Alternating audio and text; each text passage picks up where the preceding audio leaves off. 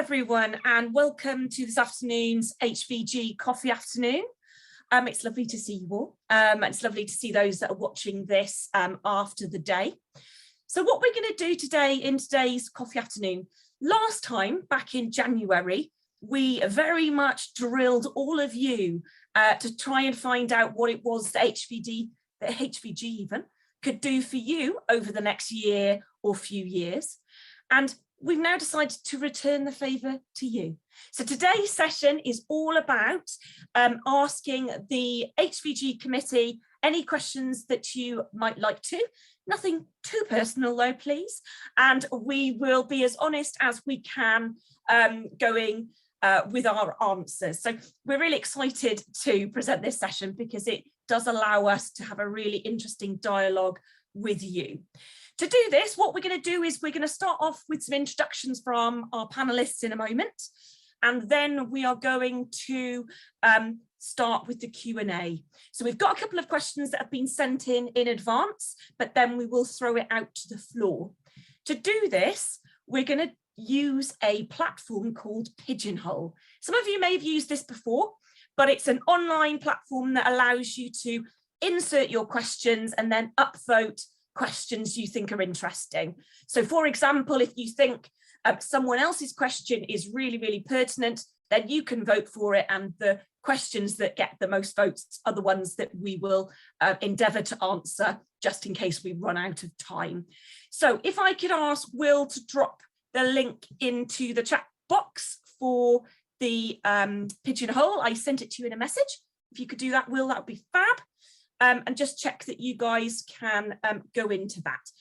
So to kick us off, it would be really great to get some introductions from our panelists. So they're going to tell us a little bit about themselves, their roles within HVG and their day job, because most of us have day jobs, and then the biggest challenge in their career to date and how they overcame it. Now, I'm going to be cheeky, and I'm going to ask someone else to go first because I set this challenge and then forgot to think about it myself. So I am going to go to our esteemed leader, Matt, first. Please, if you can introduce yourself. Thanks, Rhiannon. I think you've done that for me. But yeah, I'm Matt Hick. I am head of volunteering at Science Museum Group and chair of HVG as well. So my biggest challenge in my career today, it's funny when you sent this through, Rhiannon, I had a couple of thoughts. One was a bit of a baptism of fire when I started in volunteer engagement, actually. And I've been around long enough to remember when CRB checks were introduced. And so as an organisation, we fully got behind that, and we wanted everybody, no matter their role or what they did, who they were, to do a CRB check because visitors came to our site. And I remember one of our older volunteers, and he was a real ferocious old chap. He'd been very senior in the railways, and he rang me up out of the blue. I'd only been in post a few weeks, and he's just shouting down the phone at me, "Do you think I'm a pervert? Do you?" I was like, "I'm sorry, sir. I don't think we've met. I don't know you." So that was one of my, I suppose it's not a career challenge, but it was one of those introductions into volunteer engagement that I won't forget. I guess kind of more seriously, I suppose one of the biggest challenges for me was going from an operational role into a more strategic role, a role where we were developing volunteering across Science Museum Group, moving away from, I guess, kind of me being able to develop a volunteer programme myself as I saw fit, to working with colleagues right the way across the organisation, to, I guess, transform the culture of volunteering, change processes and systems, and that was a huge challenge. But it's been incredibly rewarding and an incredible journey as well. So that's me. Wonderful, thanks, Matt. Shall we go to Rich, please? Good afternoon, everyone. I'm Richard Goff, Director at Soldiers of Shropshire Museum. I met Matt a good number of years ago, 6, 7, 8 years ago, something like that, Matt, wasn't it? I came up to York and met him. I just started at Ironbridge Gorge Museums as the volunteer coordinator, and I just thought there's got to be something more to this volunteering in this sector than what we're currently doing. And Matt was sort of thinking along the same lines. Danielle as well was part of that. And who else was there? Was it Sally Mundy Webb as well? Was she part of that? Yeah. And I think we all just at the same time had the same sort of ideas and sort of helped form what we've got now, which is incredible. I've stepped back somewhat now. I'm on the advisory panel as opposed to the exec. My role has taken me much further away from sort of on the ground volunteering than I could actually do justice to an exec role with the group. But I stay in touch and I keep up to date with everyone and what's going on. And when I first started with volunteers way back in 2010 or maybe even before that, I think was at Camden Arts Centre in North London. And I was utterly unconvinced that volunteers were the way forward, and it was a very hard process to bring volunteers into that environment. And within a month, we won a volunteering award, a teaching award as well, and a couple of other accolades. So it didn't take very long at all for me to suddenly become a champion for what volunteering can do for the sector, and I remain so now. Even our volunteers nowadays here,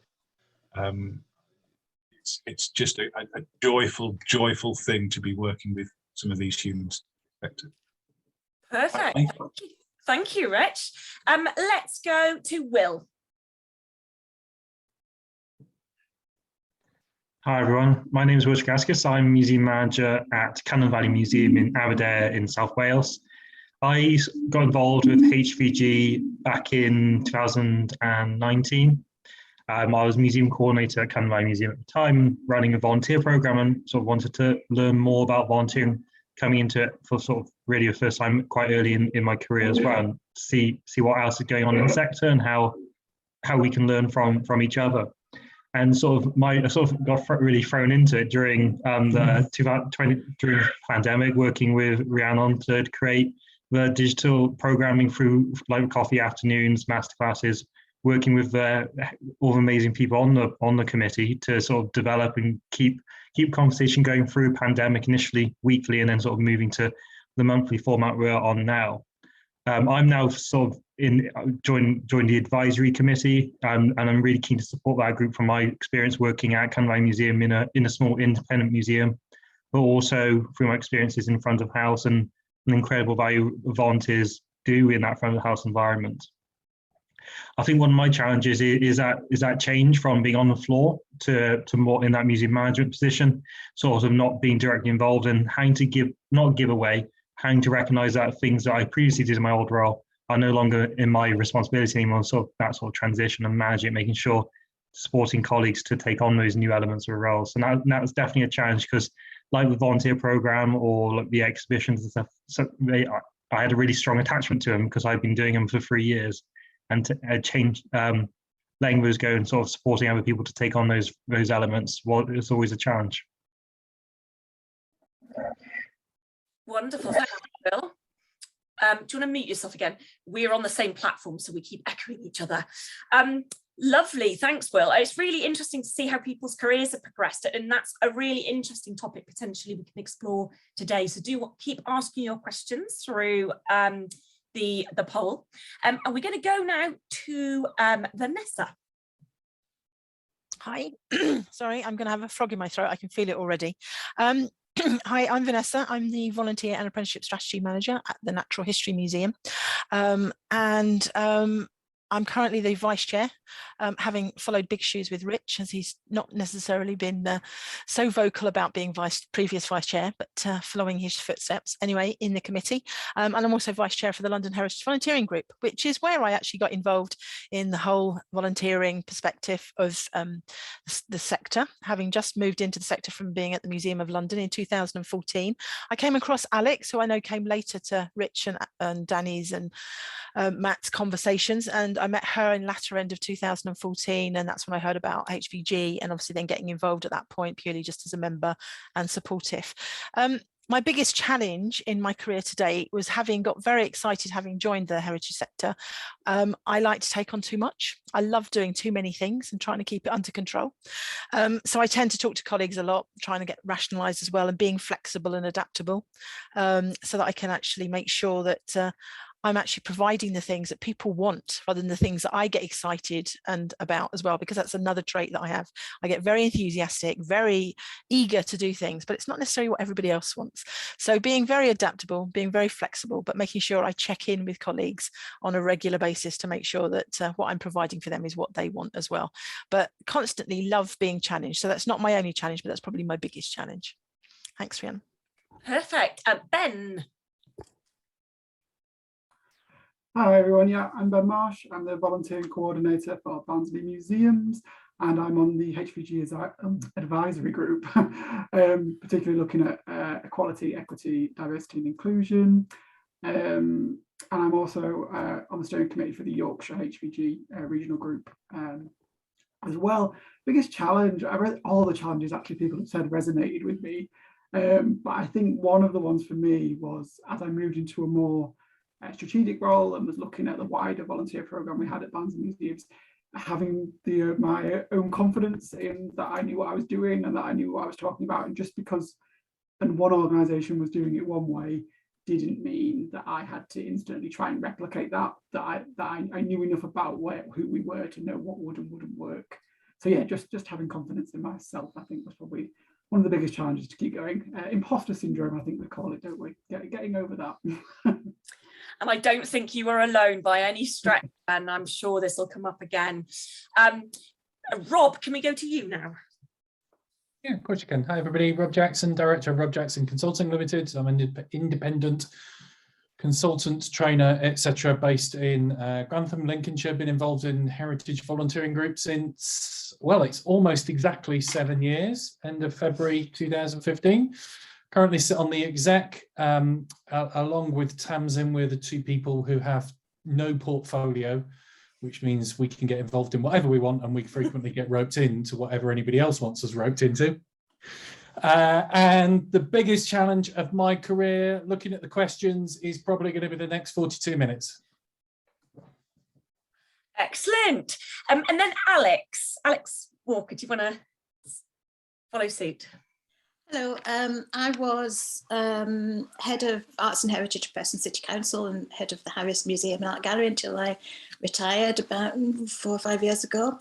And I took slightly early retirement, stopped doing the maths. And I, since then, have been doing various volunteering roles. I'm chair of the Northwest Fed, although I'm going to be standing down at the AGM this summer. And we run developmental events for museum people, whether they're paid staff or volunteers. We've got one coming up on the role of changing roles of front of house on the 24th of February, if anybody wants to join that. They're currently still being held by Zoom. We haven't got back to physical meetings yet. And we've got a museum basics one coming up on marking and handling objects later on in the year as well.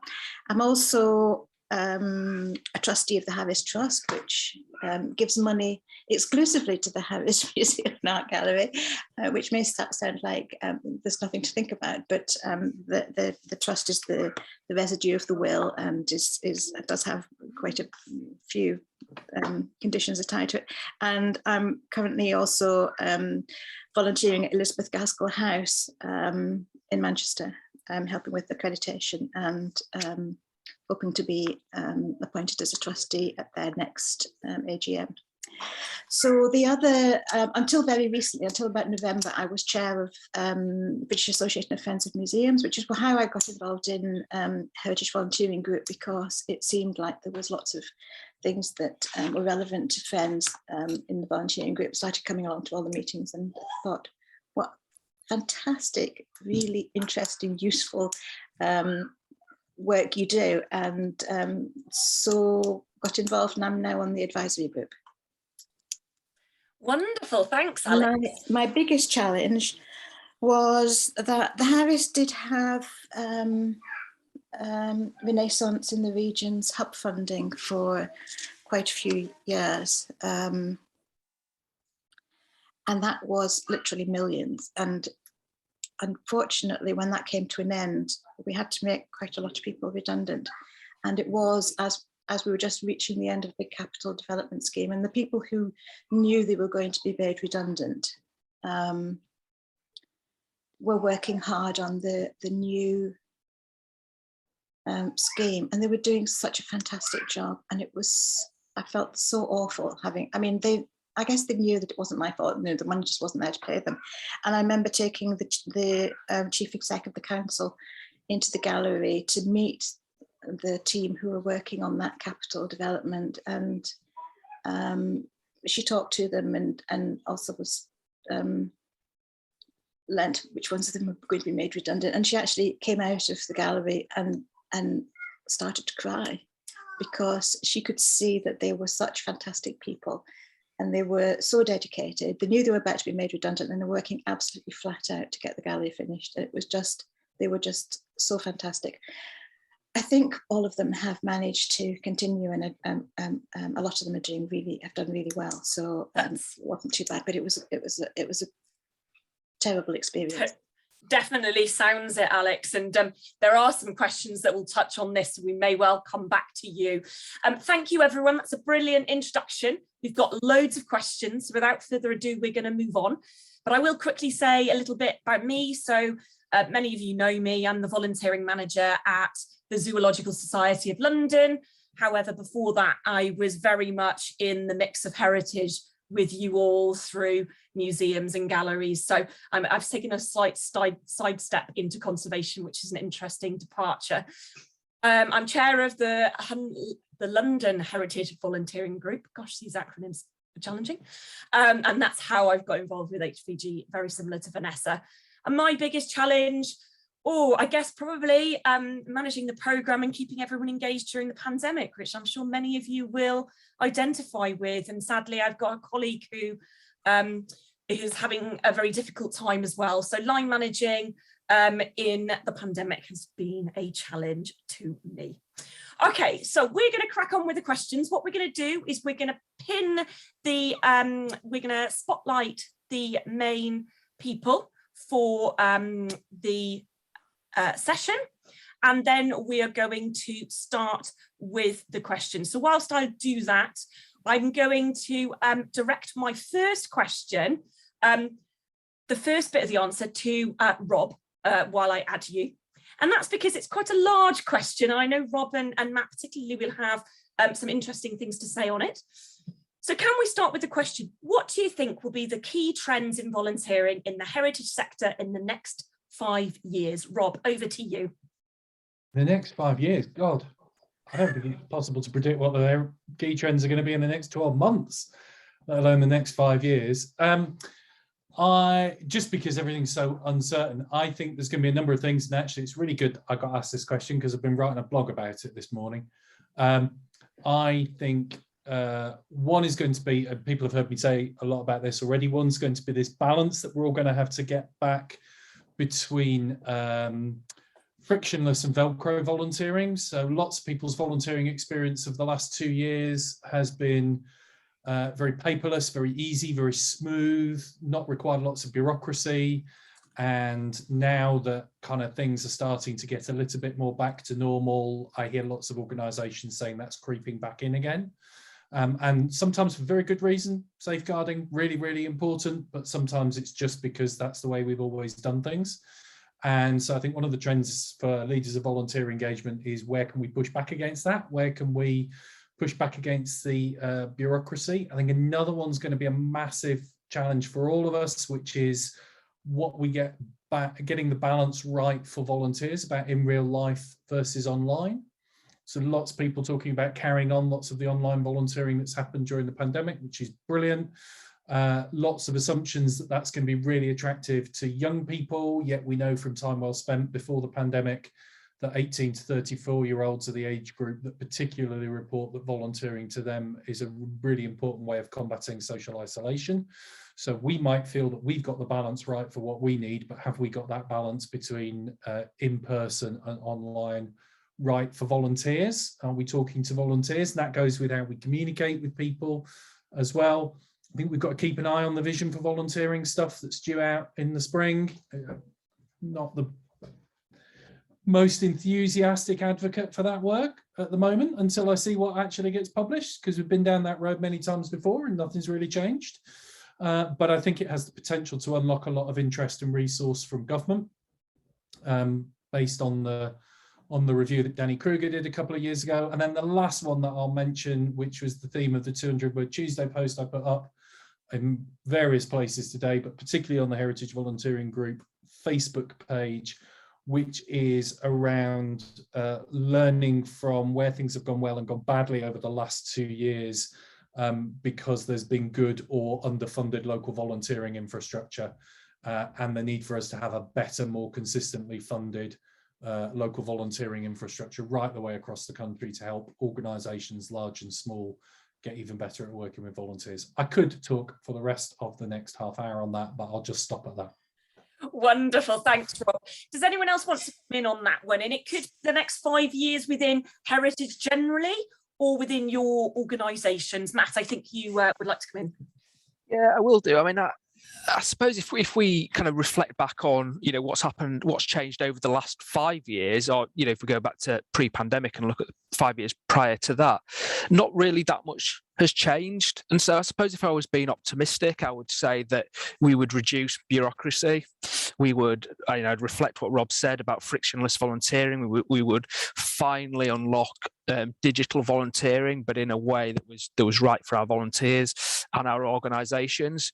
But what the past shows us is that none of that will happen unless we make it happen. And so what I would like to see is that as a profession, we start to take ourselves seriously as volunteer engagement professionals. We see ourselves as leaders in our organisation, as people who have something to give our organisations. We're all incredibly skillful. We do an incredibly wide range of things, and I would like us to respect ourselves as leaders and professionals and to grow and develop so that we can drive those changes, because otherwise, sadly, I don't think that much will change. Oh, wonderful. Yes, I'm probably in a similar boat to you, Matt, but hopefully we can meet in the middle a little bit. Will, I know you wanted to add something. I think there's a particular sort of strand to explore around small museums and smaller cultural organisations where there isn't that sort of breadth of staff capacity compared to large organisations where you have, for example, dedicated roles for volunteering. I think there's a lot of challenges there, like reflecting on Cannon Valley Museum. Over the last 6 months, we've seen almost a complete turnover of our volunteers compared to where we were in 2019 and 2020, where volunteers' lives have changed so much. And I think that's still going to be impacting the sector for the next few months, perhaps the next few years. But it's an opportunity for small museums to engage and bring in and work to diversify their volunteer bases, become more representative of the communities they are in. I think that's going to be incredibly important, particularly, for example, in Wales. Working to the aims of the Future Generations Act, that's going to be vital, and that will demonstrate the value of museums both to funders, but to local authorities, and advocating for it. I think we have to think about the challenges, and we have to demonstrate the value of volunteering to funders to make sure that those roles are funded and supported throughout. Yeah, lovely. Thanks, Will. And it's always really interesting, again, to hear from the different parts of the UK as well. And particularly for me, I think I'd like to see HVG, so I am spinning this to HVG, engaging with much wider parts of the UK over the next few years. And I know we have plans to do that. So I'm really excited about that. We're going to move on, because otherwise we'll never get any of the other questions looked at, but we will keep coming back to some of these bits. So the most popular question at the moment is, what do you view as the next stage of your career? For many volunteer managers, it feels like there is no career trajectory, and I know many of us could empathise with that. Vanessa, should we come to you for that one to start with? I have no idea why you'd ask me that one, Rhiannon. I think the lessons to be learned by everybody is the fact that sometimes it's not always moving upwards, it's also moving sideways. It's actually seriously thinking about what you want from your role. It doesn't necessarily mean that you might move up into instead of being a volunteer coordinator, you become a volunteer manager, you then become a head of volunteering, but it's thinking about how much experience you can bring to the wealth of what you do. And I think that's where volunteer managers as such become a completely different entity. I was volunteering management was not my first career. I was, surprising for most people, if you didn't know, I was a trolley dolly tart with a cart, and that was a stewardess or flight attendant as it was on British Airways, which is quite another story to tell at another time. And then I got into IT. I was a programmer and developer, and I installed recruitment systems all around the world. And then life changed, and I was heavily into volunteering. It always had been all my life. And then someone said to me, "Why aren't you managing volunteers?" And that's when I got into volunteer management. And I was amazed by the fact that how much I enjoyed it. And I think sometimes you've got to tap into yourselves from a career perspective and see what you really want to do, what you want to achieve, why you do what you do. And I think there are so many ways that you can add. I took on my learning and development role so that I could actually develop training, and I could actually support training. Coaching and mentoring is another area that I'm really interested in doing much more work with as well. Tamsin's doing a session after this to do about action learning sets. There is so much more that we could do. So I think in regards to that question about career trajectory, I can't say that word, Rhiannon, thank you.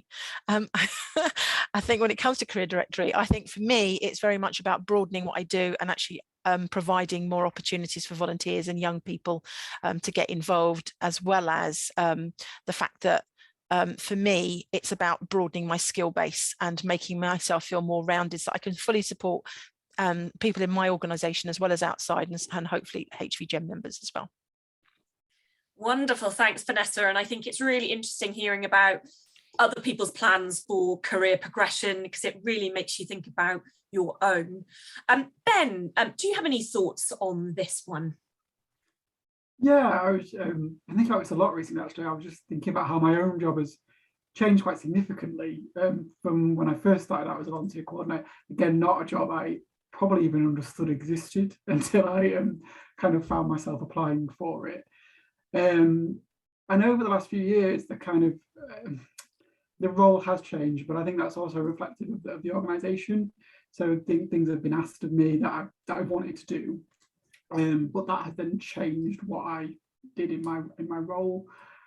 Just recently, I officially only volunteer coordinate 2 days a week, and now doing 3 days a week as a project manager on some really focused. There's still got volunteers involved, so it kind of has that link, but they're really focused projects with time kind of limits to them, so they need to be delivered in a certain timescale. So yeah, I do think as a profession, volunteer coordinating does seem quite limited as to where you go next. Yeah, I am the only volunteer coordinator in my organisation, and the next role above me would probably be our operations manager, a role I wouldn't want because it's so different and complicated. So I think it is a bit like Vanessa was saying about how are there ways you can sidestep, are there ways you can look at other alternatives, or are there ways you can champion getting an actual structure in where maybe you have staff beneath you, or change the dynamic. But I know that's a big ask to create. But talking about sidesteps, then we've got a great example within our committee. Rich, it would be great to hear a little bit about your sidestep from volunteer management into directorship, and maybe Will wants to add as well. Any thoughts from you, and maybe what's next after this? Yeah, I've never had a plan. I think that's it. Never had a plan. Never had a career plan. It's not a linear thing. There's no such thing as mid-career, late career. It's all about opportunity. It's all about how comfortable you are with your current challenges. I've ambled and meandered and good lucked my way into every job I've ever had. I don't think I'd ever imagined that I'd be doing now what I'm doing at the beginning. An opportunity came up, I took it, I enjoyed it, I ran out of challenges, I looked for something else. And I started in galleries and museums. Museums have more heart than galleries. When I was working in them, I think I got a real feeling that nice people will permit you to explore roles in this sector, which is one of the nicest things about it. I don't think people are nearly as forgiving elsewhere around the country. So I'm happy to be in this sector. And my next step probably will be a sideways or downward step if I'm able to think of it in those terms. I might want a slightly more junior role in a bigger organisation, because at the moment there's only really myself and 2 part-time staff. So yes, maybe that. maybe I'll stay here for a lot longer. But as soon as the challenges dry up, off I go. Wonderful, thanks, Rich. And I think the other thing to really kind of say here is it's okay not to have a next step either. Actually, it's okay to stay and be happy with what you're doing currently. There's a lot of pressure within the UK, I think, to be always thinking about the next step in your career and moving on. And actually, I think as long as you feel fulfilled and you are able to contribute, actually staying put can be a good thing as well. Will, do you have anything quickly to add? And then we'll go to Matt and then Rob. Definitely, I think working in a small museum in terms of that volunteer experience is a huge part of the museum. Your front house team may be led by volunteers. Equally, a lot of projects revolve around volunteers, and a lot of experiences alongside our project management, budget management, line management. All of those experiences are incredibly valuable for anyone who is keen on professional development within the cultural sector. And it's sort of applying it to your like future applications if you're looking to change careers, sort of utilizing all those different skills, those transferable skills you've picked up through doing your daily work, which has been really valuable and has been valuable for me. Wonderful, thank you, Will. And I would exactly reiterate the same thing. I started off in a very small museum, and on any one shift, I could find myself cleaning, selling things, doing some research, answering the phone, chatting to staff. So there is something about different types of organisation that will afford you different opportunities as well. Matt. Yeah, I just wanted to just say, really, I think, talk about kind of limited volunteer management opportunities, and I think that does apply to the heritage sector. We don't often have career development pathways within our organisations. We don't have structures in place that allow you to move from a volunteer administrator into a coordinator. Certainly, not inside museums, but I definitely think it's worth looking at. If you really enjoy being working with volunteers, being a volunteer engagement professional, thinking about kind of stepping outside of the heritage sector. There are charities that have volunteer specialisms. You could work as if you're into policy writing, DCMS. If you wanted to earn lots of money, go and work for a public company that's or a private company, and run an ESV program. There are lots of opportunities outside of the heritage sector. So I wouldn't say stick to the heritage sector, because I think opportunities probably are limited. But if you think more broadly, it's an opportunity to move out and then come back in at a later date. Lovely, thanks, Matt. Yeah, absolutely. And over to Rob and Ruby. Yes, thank you. Ruby's joined us as my wife's gone out on the school run, so she wanted to be in the room. I just very quickly build on what lots of other people have said. I think definitely look at the transferable skills. I actually love the fact somebody's asking that question, because when I started in this field almost 30 years ago now, nobody really saw this as a career. This was something that you did on the way to getting a proper job in the non-profit or the heritage sector. And the fact that people want to see working with and working alongside volunteers as a career is a really, really good thing. Just one thing to add, and it was prompted by something Rich said about, because I'm the same, never really had a kind of career plan or anything like that. But I do believe very much you make your own opportunities and you make your own luck. And one of the great things about being in volunteer engagement, whether in the heritage sector, the health sector, whatever else, is if you're prepared to put back, if you're prepared to get involved in things like HVG, speak at events, offer to run a coffee afternoon, all of those kinds of things, it will absolutely help your career and help you with the future opportunities. And the biggest and best piece of advice I had on that years ago was from the late Susan Ellis, which was to write for the field, write blog posts, write articles for newsletters, respond to news stories in the sector press or the mainstream press about volunteering, just contribute towards the debate. And if you do that, because so few people do that, then it really does actually help not only to elevate all of us, but it also helps you to get noticed, and that helps with career progression as well. Fantastic, Rob. A hugely important point, and one I was going to make if you hadn't, so thank you. Yeah, absolutely. I think one of the things that has really elevated my career has really been being involved in HVG and LHVG. I wouldn't have seen myself on this stage otherwise. And on that note, please do get in touch with the HVG committee if you want to be more involved in any way. We are re-looking at the way that we organise ourselves, but also utilising your experience a little bit more through working parties that can champion certain areas of work. So please just get in touch with us if you'd like to be more involved. There are many ways to do that. And this is a really nice segue actually into our next question, which is, sometimes as a volunteer manager, you may feel quite unheard and isolated. Have you experienced this? And what have you done to combat it? And I'm going to just take this to start with. And I would say my answer is the same as my answer to the last one, actually. Yes, I have, sadly. And but being involved in these networks, so joining the LHVG committee, is really what took me out of my own head, took me out of ruminating about the things that I thought were only in my organisation, to see the bigger picture, to be able to soundboard ideas with other people. So networking really did help me to feel less alone and isolated in my role. Coming to you, Rob, and then we'll see who else wants to speak. Thanks, Rhiannon. Yes, been there, done that, got that t-shirt.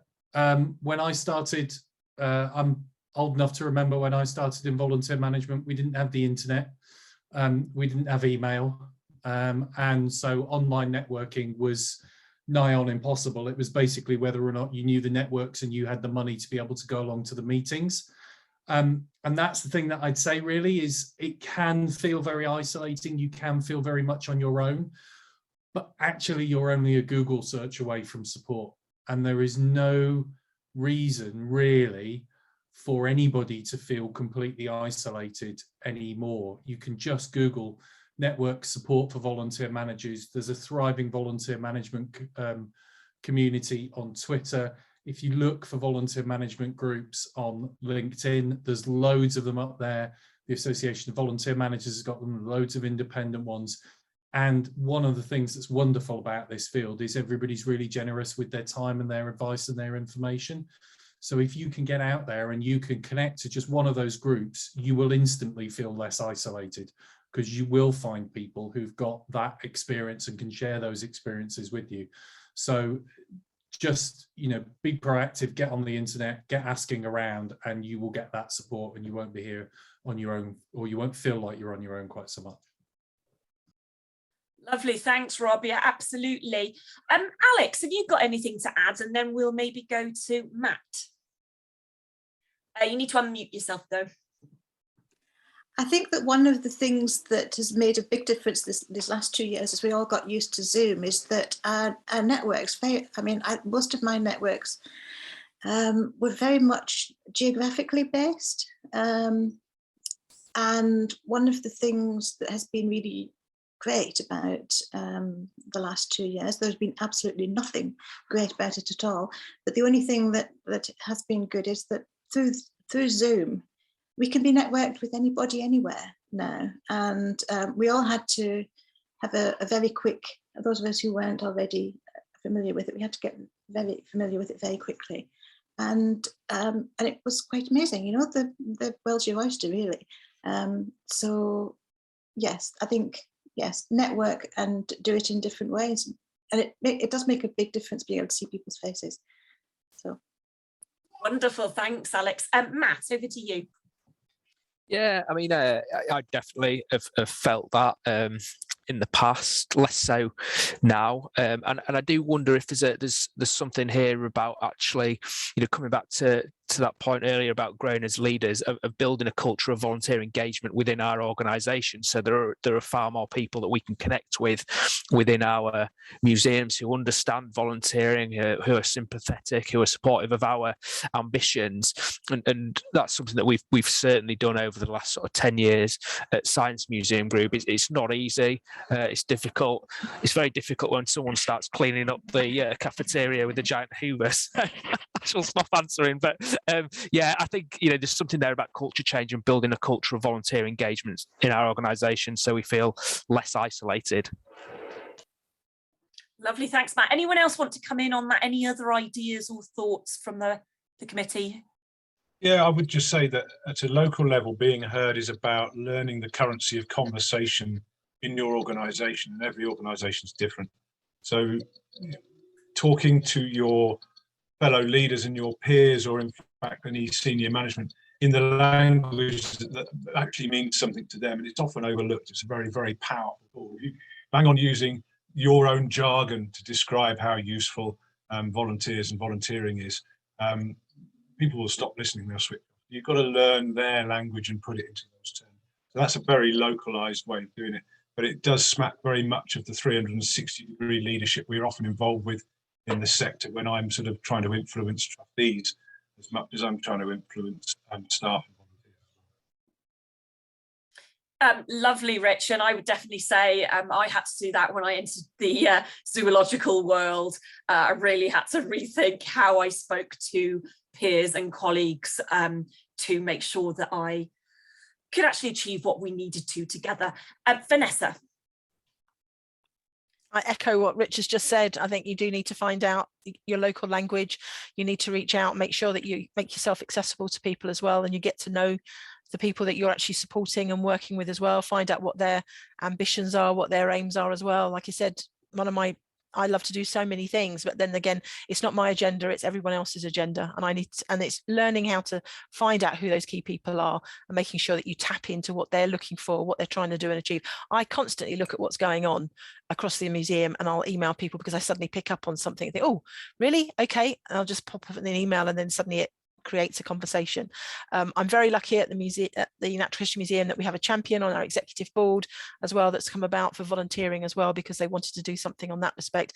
And again, why does we have a champion on the board at NHM? Because they see them as visitors, potential money makers into the museum as well. So, you know, there's always sometimes a dual agenda, but sometimes it is actually just finding what those hot topics are and what those red buttons are that you can push, so that you can actually gain more support in what you're actually trying to do and what you're trying to achieve. Lovely, thanks, Vanessa. Hopefully everyone will have seen my message in the chat. We are going to continue until 4 o'clock, just because there's such great stuff coming out. But if you do need to leave us, thank you for joining us, and see you next time. But the next most popular question is, what is one thing you won't be doing this year and why? And I guess as a committee, we can answer that both in terms of our day jobs and in terms of HVG. Matt, I think you volunteered to go first there.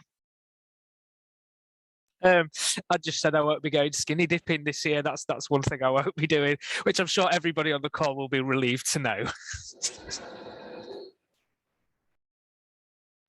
Mental image none of us needed. Thanks, Matt. Sorry. Anything professionally, Matt, that you'd like to highlight? Gosh. I think there's lots of things that we'll be changing as a group.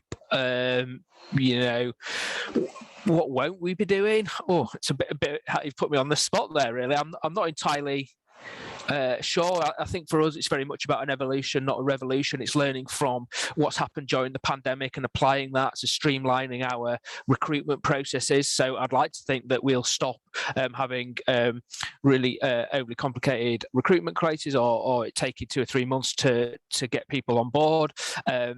I'd like to think that we're going to stop just having word paperwork to fill in all our forms, and we'll actually have proper digital forms that'll make it easier for volunteers to complete and save our volunteer managers time, because they don't have to double key information. I'd like to think that we'll change some of our policies and processes to stop our programmes being as exclusive potentially as they are, so that we're more diverse and more inclusive. So lots of things like that. I can stop talking now as Will's got his hand up. Will. For me, it's going to be about understanding what is within my control, what isn't, sort of framing that in how I work and how I operate. Really, I think that's been an important learning curve over the last couple of years. Is that although for example, I'm a museum manager, but ultimately there's a lot of decisions which are not within my remit. They're with board of trustees, and sort of understanding where I sit and how I can and how I can make decisions, but also how I'm not in control of everything. Sort of understanding where I can sort of pull my resources more effectively. I think that's what I'm trying to get at, sort of understanding what I can and can't do at this time and how I can advocate for change, but not necessarily control it. Great. Rob. So this is going to drive everybody else on HVG exec crazy, because I always make this point and people are sick and tired of me saying it. But one thing I won't be doing this year is doing absolutely everything on Zoom, because I've now done 4 days of in real life work where I've actually been on site with people, one of which was a conference, 3 were site visits for the client. The conference, Tamsin's put love Zoom. We always have a disagreement over this. Tamsin and I, a good-natured one. But the conference that I did 2 weeks ago was hands down the best learning and debating event that I have done since the pandemic started. You cannot beat, when it's safe to do so, you cannot beat being in the same room with people debating and discussing issues. We could not have had that conversation in the same way in a big conference than we if we'd have done it on Zoom. So I think there's something special about being in a room with other people, and I want to make the most of that as much as I possibly can this year, so long as it's safe to do so. And I think we've all got to personally and organisationally and as an HVG figure out what of that we do best in person and what of that we do best online, and what works for everybody most appropriately, safely and financially as well, rather than just make assumptions about what people do and don't want to do. Yeah, lovely. Thanks, Rob. And I think for me, I think what I'm going to stop doing is angsting. This year, I used to be a terrible work angster. And actually what I've realised is that I am very lucky to work in an industry where nothing massively terrible is going to happen if I do forget to send that one email before logging off. And so for me, it's all about self-care a little bit more, because I'm not brilliant at that. So committee, hold me to account, please, and help me look after myself. Okay, so we've got time for a couple more questions. So another one that is coming up a little bit, and Alex touched on this earlier, is a little bit about the after effects of the pandemic, which we're still in, but isn't quite as urgent as it was. So as a result of the pandemic, or because of other factors, are any of you facing pressure to deploy volunteers to replace paid staff at all? And maybe you could give us a little bit of insight into that. Does anyone want to take that one at all? Rich, go on. I don't feel under any more greater obligation now than I ever have. I don't think the pandemic has really affected that at all.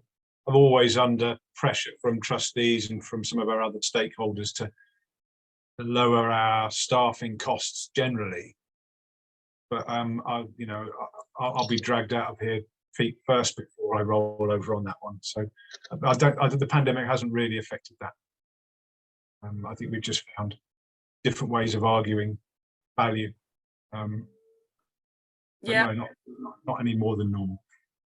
Thanks, Rich. And yeah, for myself at ZSL, very similar to Rich. We, even pre-pandemic, were starting to think about resourcing what our organisation is doing in different ways. I think the pandemic has sped up some of those conversations, but it isn't a drive to replace paid staff with volunteers. It's thinking more flexibly about how we use the breadth of the workforce to achieve what we need to achieve, knowing that our money, sadly, is slowly going down from moment to moment. So yeah, for us, it's thinking more flexibly. Anyone else want to pick up on this? And then we've got one question before we finish at. Just really quickly, it's just one other side of things, not having the pressure from NHM to replace staff with volunteers, but what we are having feedback from volunteers is that they'd like the opportunity to gain some skills and experience to help them. We've had lots of people as well, and who are actually wanting to develop new skills and experiences so they can get into the workplace. And so we're looking at that to see how we can do that, but not that it's a replacement for paid staff, but how can we actually propose that for volunteers and give them that option as well within the museum. So it's a slightly different aspect in that respect. Thank you. Rob, last words? Yeah, can I just say, complicated subject, maybe something we ought to do a dedicated either event or coffee afternoon on, because it is so big and complicated. But I think one of the things that we've got to remember in all of this is that we've got loads of opportunities around what the role of volunteers are. I'm guessing most of the people, 26 of us on here, most of us, if we've been jabbed, have had at least one of those jabs from a volunteer. And if the volunteers didn't step up and do the same work paid staff in the NHS were doing, we wouldn't be vaccinated by this point. So there's some really good opportunities for us to challenge what's done by volunteers and what's done by paid staff in the future, and have a really intelligent conversation about it. So maybe some space for us to explore some of those issues in a bit more depth so that we can have those conversations and lead those conversations intelligently would be really, really good. Great point, Rob. And yeah, we can definitely do that at a future session. Okay, we're going to end on a light-hearted, very quick question.